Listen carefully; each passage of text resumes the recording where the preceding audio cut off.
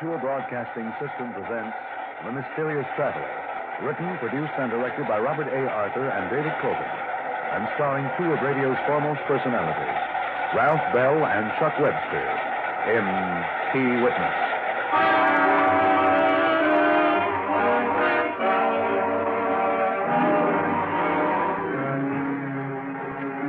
This is the Mysterious Traveler, inviting you to join me on another journey into the realm of the strange and the terrifying.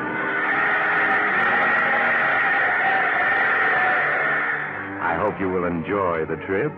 It will thrill you a little and chill you a little. So settle back, get a good grip on your nerves, and be comfortable, if you can, as we watch an underworld syndicate and the government go in desperate search for the same man. It's the story I call Key Witness.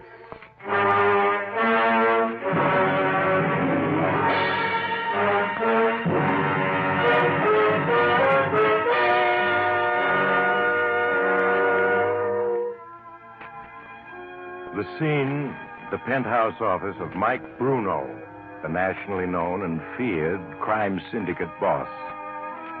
Bruno, a tall, ruggedly built man in his 40s, paces back and forth as his head accountant, Oliver Smith, turns the pages of a ledger, reading the figures before him. Income from waterfront enterprises, period ending July 31st, $42,765.50. Income from wire services, period ending July 31st, $71,942.20. From nightclub enterprises, the same period, $56,713.42. Income... Okay. That's the income on the books of the government. Now, what are the real figures? You got them in your head? Of course, Mr. Bruno. Income from waterfront enterprises, $103,652.28. From wire services, $156,421.10. Nightclub enterprises, $211,410.28. Liquor distributorships was $87,642.15. Racetrack interests, $48,675.34. Ah. All right, you got the total? Yes, sir. $518,731.15. I sure got a hand of the Oliver. You and that photographic memory of yours. It's a lucky day when we got together. Be 5 years tomorrow, sir. 5 years tomorrow, huh? And in all that time, you've never forgotten a fact or a figure. Yes, Sir Oliver. The T-men can search high and low. They'll never catch me with a set of books showing the real take. Because it's all in your head. Huh, Oliver? Yes, sir. Yeah, come in. Ah, hello, Frank. Come on in, come on. Boss, I gotta talk to you, alone. Oh, yeah, all right. Oliver, I'll call you when I need you. Yes, sir. I'll be in my office. You look worried. What's the matter? Let's have it. I just got word from the big boy. Treasury men are going after you. Is it winter dressing, or do they really mean it? They really mean it. But with all the headlines in the papers, they'll have to make a cleanup. And you're it. Can't the big boy stop him? No. This is too big even for him. And, he says you're on your own. That's nice. Where's it coming? The T-men will be here tomorrow morning to seize your books. Don't waste any time, do they? Tomorrow morning, huh?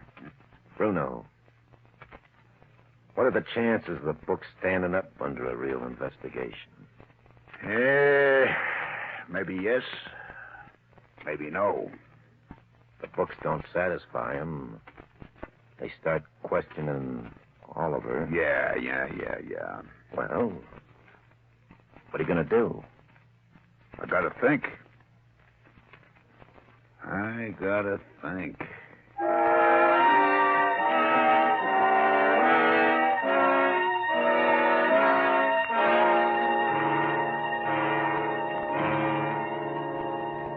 You wanted to see me, Mr. Bruno? Yes, Oliver. Have a seat. Yes, sir. Now, look, I've just gotten word that the T-men are going to look at our books. What? Tomorrow morning, they're coming to get them. But you've always assured me they'd never look at our books. Things have changed. You read the papers. They're looking for a fall guy. Me. And the boss has a way figured out to beat the rap. The books will stand up until they start asking you questions, Oliver. Yes, I know. Now, you're the one man who's got all the answers. The answers are all in your head. Without you, the T-men wouldn't have a case against the boss. That's right.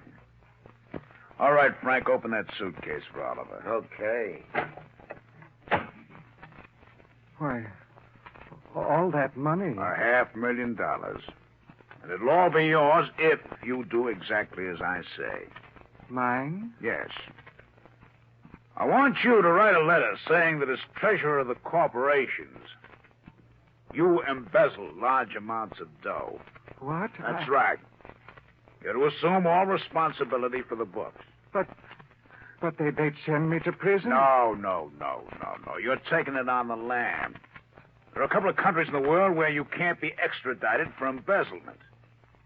Denmark's one of them. Denmark? Yeah, that's what my attorneys tell me. That passport you used last year is still good, Oliver. There's a plane leaving at midnight for Europe. You just have time to write that letter and pack. But, Mr. Bruno... Yeah. If I do as you ask, I'll be an admitted criminal, forced to live abroad the rest of my life. With $500,000? Oh, what's so bad about that? And, Oliver, you're forgetting one thing. You filled out the corporation tax returns for me. You'd go to prison with me. Play it smart, Oliver. $500,000 and a life of ease in Denmark. You haven't much choice. No, I don't, do I? Very well, Mr. Bruno. I'll do as you say. Nah, you're showing good sense. Okay, Oliver, write that letter assuming all responsibility for the dough. I've held out in the government, and when you're finished, I'll send one of the boys along with you to help you pack. Yes, Mr. Bruno. If you'll excuse me. Sure. Which of the boys do you want to take him to the airport? None of them. I'm not taking any chances on a slip-up. You and me will be taking Oliver to the airport.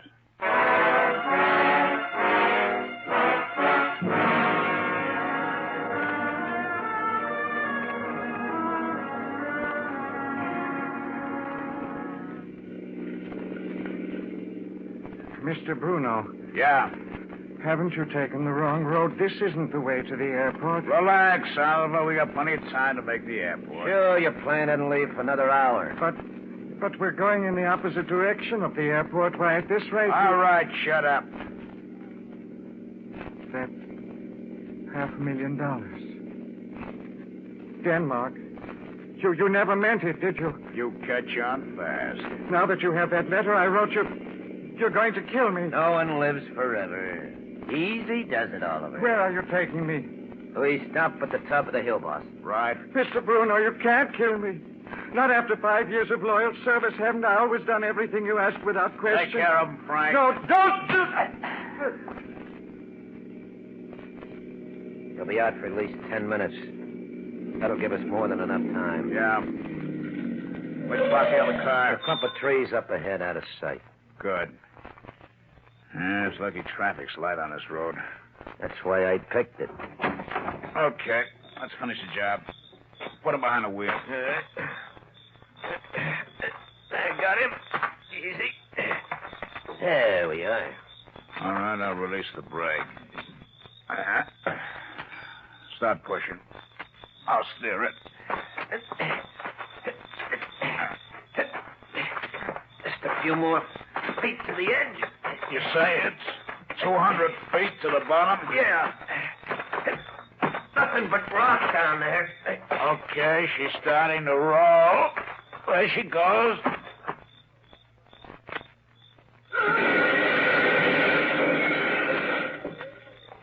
Hear that? Yeah. But we're going down to the wreck to make sure. I'm not taking any chances. Come on.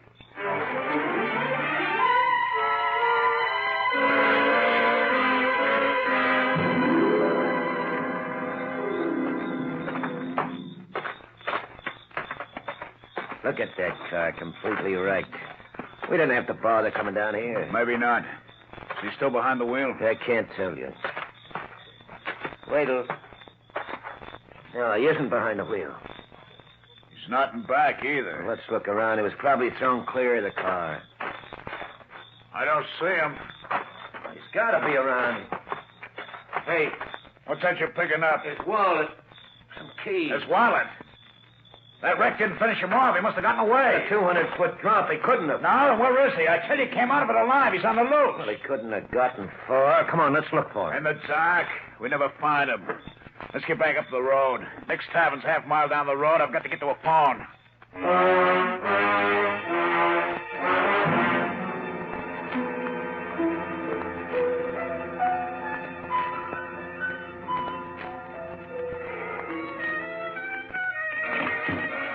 I've read him. Give me Waverly 6678. That's right. Bruno, what are you doing? You going to round up some of the boys? Yeah, that's right. Hello, Mac. The boss. Yeah. Now listen closely. I don't want any slip-ups. I'm at Nick's Tavern on Highway 37A. Yeah. I round up half a dozen of the boys in a hurry. Send a couple of them to Meadville and Lewistown, both on 37A. That's right. Have a couple of more boys drive along 37A between Meadville and Lewistown, yeah. Now, they're to pick up Oliver Smith. You heard it right the first time. There'll be a 10 grand reward to the guys who find him. Yeah. Now get the boys on it, but fast. We gotta get him, Frank. If he ever gets to the police... Oh, the odds are all in our favor. Probably pretty badly hurt wandering around in a daze. Why, for all we know, he might have crawled a few hundred yards and died in the underbrush. Yeah, well, that's what I'm hoping. Oliver hasn't any money or moxie. Come on now, don't worry, boss. He isn't going to get to the cops. Yeah, sure. Come on, let's get back to my office.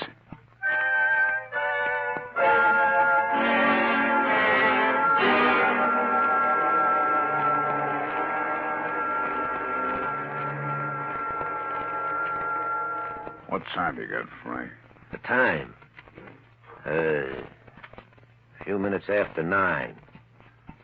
They've had since midnight to find him. 9 hours. Not a trace of him. Hey, maybe they found him. Hello? Yeah, Mac? No sign of him, huh? Give me that phone. Mac. How many boys you got out now? 12. You can't even find one broken down accountant? If you search for the woods, the underbrush. Well, all right, do it again. Tell the boys the reward has been up to 25 grand. Yeah, that's right, 25 grand. Oh, will you relax, boss? Will you just take it easy? Take it easy, take it easy. You know what it means if Oliver spills to the feds? Yeah. Oh, I say. Have him come in. It's George Tonelli of the Treasury Department.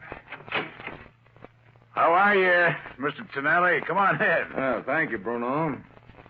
This is my associate, Frank Stevens. Hello? How do you do?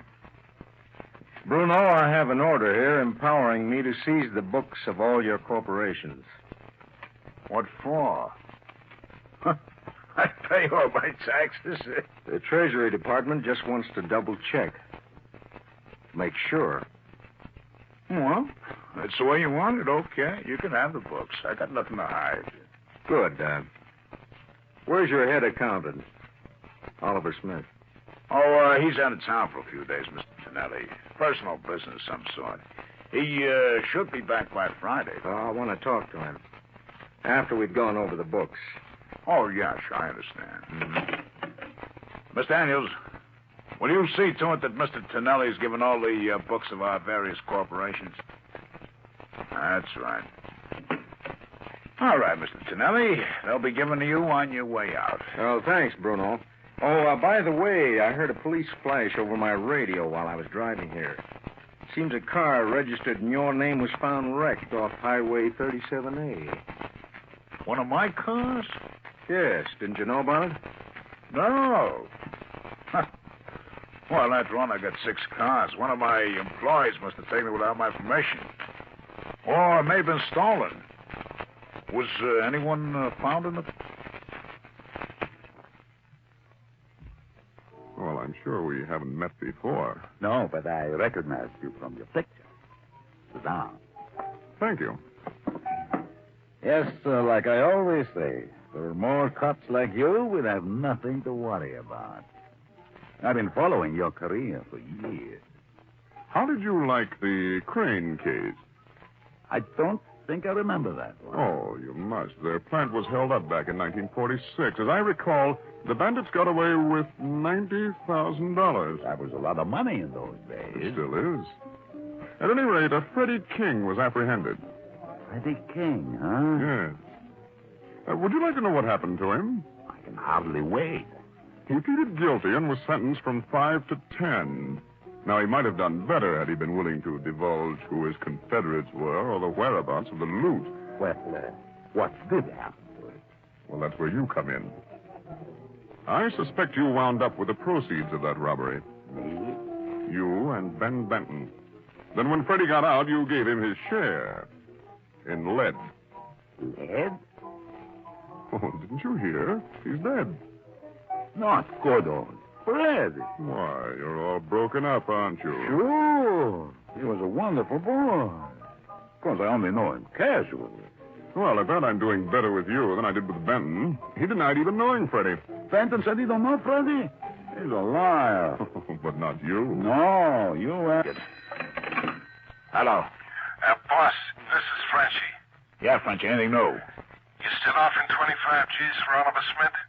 You find him? What about the 25 G's? You'll get it. Do you know where Oliver is? Yeah, I found his hideout.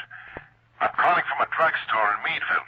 Corner of Main and Vine. Corner of Main and Vine. Sit tight, Frenchy. We'll be there in an hour.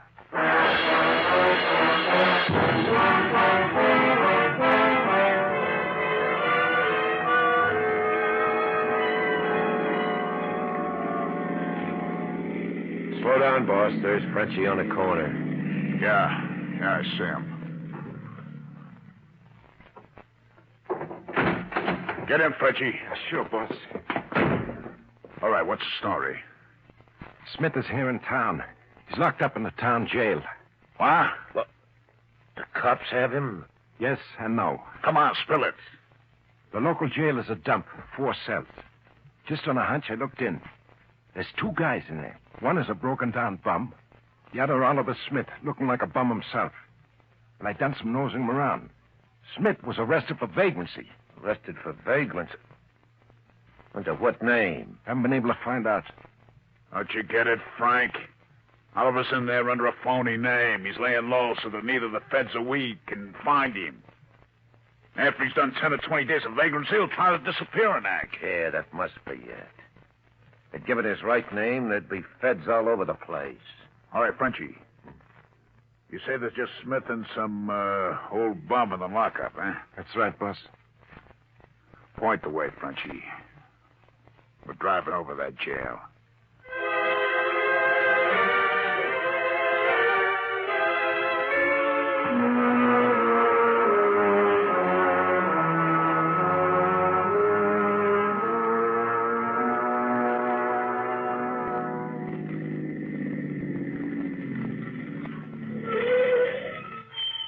That's it over there? That 2x4? Yeah, that's it.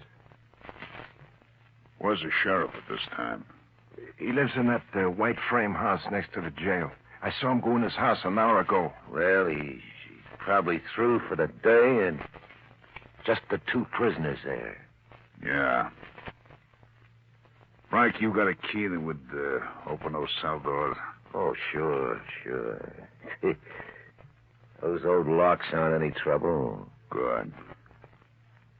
Frenchie. Hmm? You got a knife. Yeah? That's good. I want you to take care of Oliver. Right now.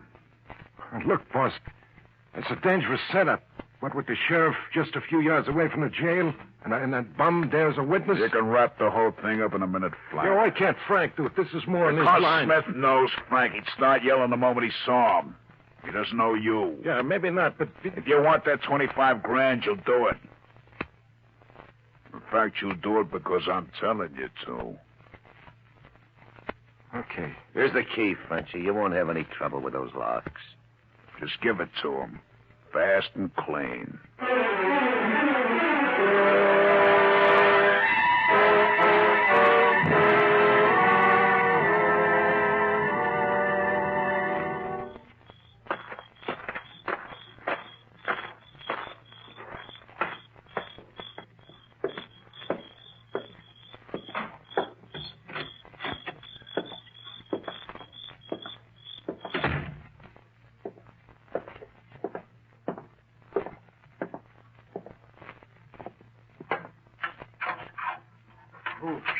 Who are you? I'm the sheriff's assistant. He told me to bring you over to the house. The sheriff doesn't have an assistant, fella. Shut up, you bum. You say the sheriff? What? A knife? Yeah, a knife. Freeze, you. What? A gun? Yeah. Don't let the costume fool you. Treasury Department. Okay, Sheriff. A frame, huh? Well, looks like you were right, Mr. Tonelli. So you got your killer, eh? Yes. Throw this guy into a cell, Sheriff, after you've taken that key from him. I'll be right back.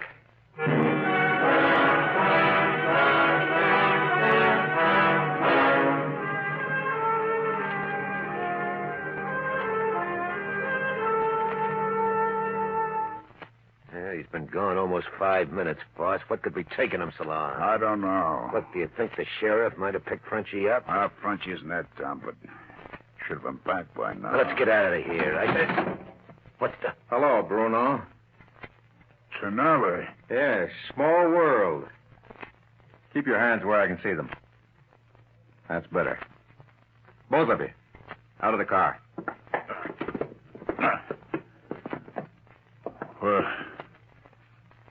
Where are you taking us? I want you to meet an old friend. Come on.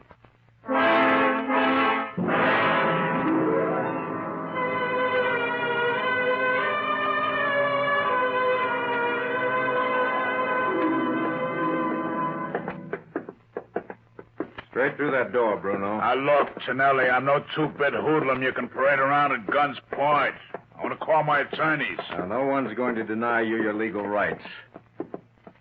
Here's the gunman you sent in to kill Oliver Smith. Right, Frenchie? I don't know what you're talking about. Smith's an old friend of mine. I just dropped in to see him. Sure. With a 6-inch knife. Take a look, Bruno. There's Smith in his cell. See him? Yeah. I see him. And he sees me. It's no use trying to throw a scare into him, Bruno. Smith has already made a statement. He's now in protective custody. Mr. Tonelli figured you'd come looking for Smith. Yes, and my hunch was right. Can we use your office, Sheriff? Yeah, sure thing. This way. Take a seat, Bruno. You too, Stevens. Close the door, Sheriff. Right. Bruno, I've got your fall guy, Oliver Smith, who's made a complete statement. On that alone, I could send you up for 20 years. Yeah? I got pretty good attorneys. Yes, but not good enough to overcome Smith's testimony. In addition, I could get you on an attempted murder charge. I have a hunch your friend Frenchie will sing. Now, look, I want to call my attorneys. However, I'm willing to make a deal with you. Deal? Yeah. If the government has to go to trial with you, it'll cost $500,000 to convict you.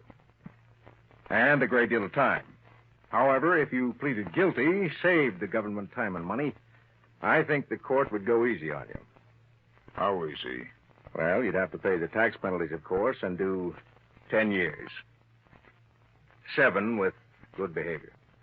I don't know. If you're smart, you'll plead guilty.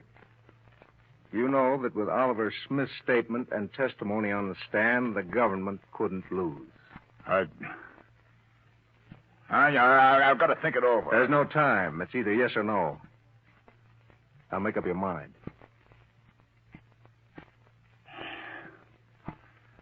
Okay, I'll plead guilty. I know when the odds are against me. Now you're being smart. I'll get one of my men in. You can make a complete statement.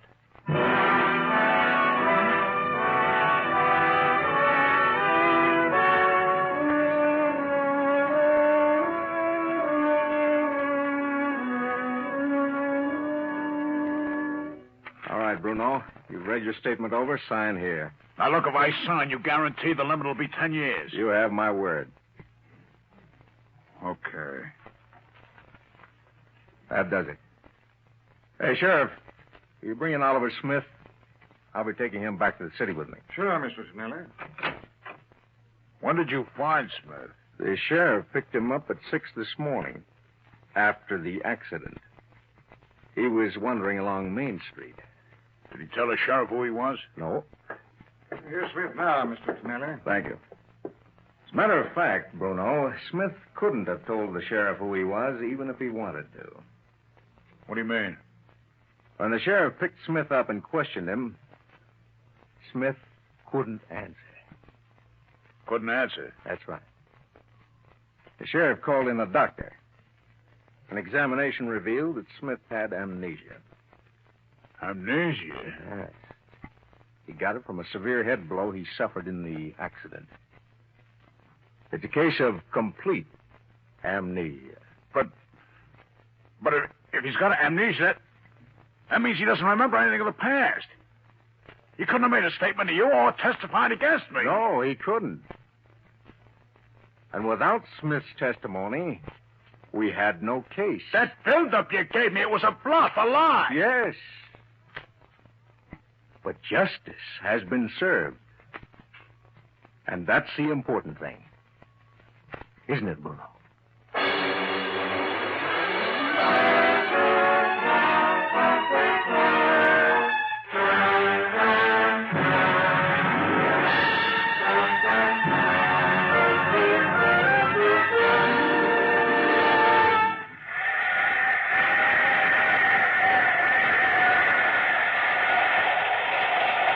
This is the mysterious traveler again. Did you enjoy our trip? Poor Mike Bruno. It seems some days nothing you do turns out well. How was he to know that Oliver Smith was a victim of amnesia? Some people simply will die easily.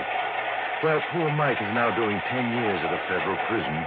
As for Oliver Smith, well, to date he hasn't any part of his memory back, and he never may.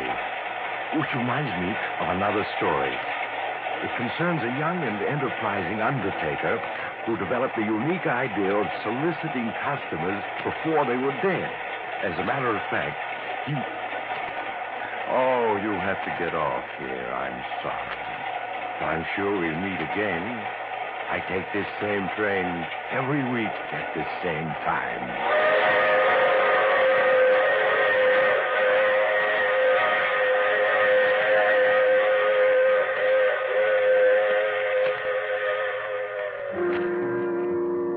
You have just heard The Mysterious Traveler. Now you can enjoy other tense and exciting tales of The Mysterious Traveler in the current issue of The Mysterious Traveler magazine, now available. In our cast were Ralph Bell, Chuck Webster, Brett Morrison, and Lawson Zerby, with Maurice Tarpon starred in the title role. Music under the direction of Emerson Buckley, composed by Richard DuPage. The Mysterious Traveler is written, produced, and directed by Robert A. Arthur and David Kogan. Phil Tonkin speaking. This program came to you from New York.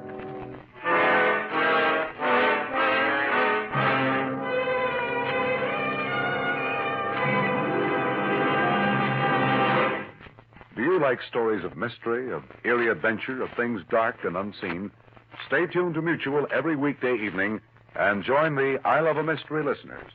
You're sure to love I Love a Mystery. This is the Mutual Broadcasting System.